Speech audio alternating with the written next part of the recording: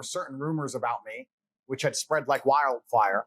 And the unfortunate reality of the internet is, if there's a rumor about you, no matter how many times you dispel it, if there's more clicks and more interest in perpetuating the rumor, that's what people are going to do. And this ban is, to a degree, a chance for a fresh start, because it allows me to discuss all the rumors. People talked about me hitting a girl with a belt and me being a woman beater. That same woman has made 3 videos subsequently, 3, saying it was consensual, it was a long time ago, he's still a good friend of mine. But no matter how many videos she makes, right? The video of her saying this is bullshit gets 10,000 views. And the video of me being a woman beater gets millions of views. That's the nature of the internet. So you need a mass extinction event. You need something big to happen to address it. The other big thing that's against me is the fact that my house was raided by Romanian police. And people talk about me being a people trafficker. And that's a really, really interesting one.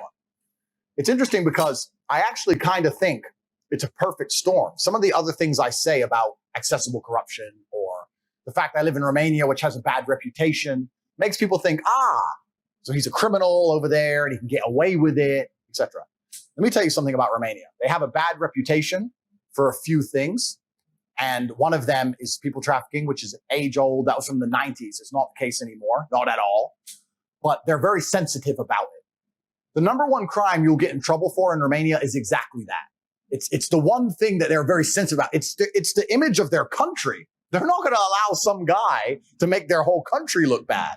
It's like going to Dubai and bragging about fucking being a financial criminal or something. Like, no. That makes Dubai look bad.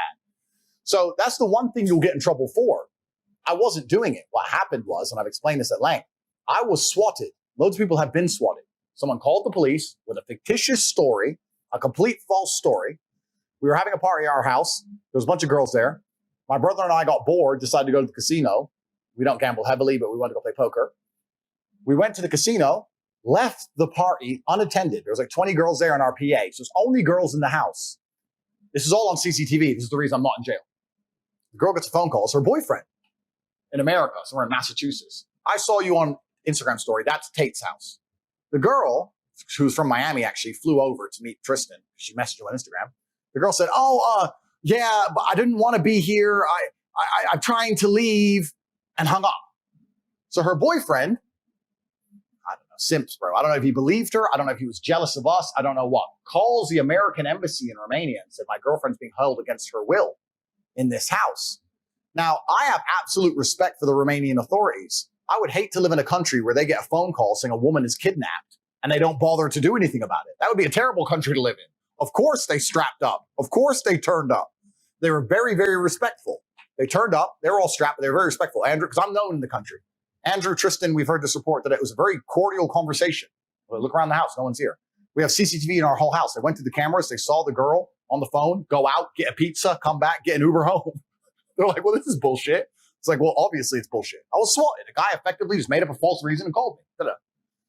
Took us to the police station, do some paperwork. They came to the house initially to search the house at 5. By 8 p.m., we went to the police station, do some paperwork. By 8:45, we were released. That's it. No one talks about that. Tate's house was raided for human trafficking. He's a human trafficker. His house was raided for human trafficking. I have no charges. I'm not on bail. There's no criminal investigation. It's over. It's done. But the nature of the internet, Tate being a human trafficker gets clicks.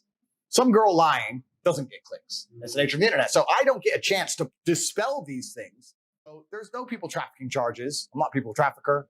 The woman's come forward saying many times I don't beat women. Like, all these things are complete false narratives. And that's why the banning was a good thing, because it allows me to finally get everyone's attention and say, listen, calm down.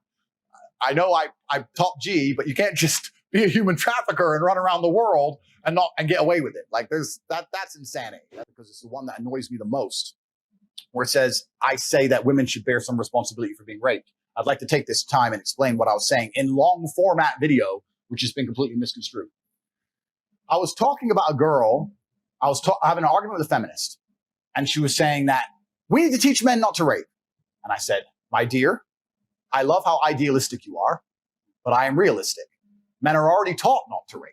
She's like, no, we need to go and change language at school and rewrite history and do all the shit they're trying to do to make men weak, because they think that weak men don't rape, which is another argument I want to come back to, because weak men are the most dangerous men on the planet. Let's talk about that later. But I said, no, people already understand that rape is wrong.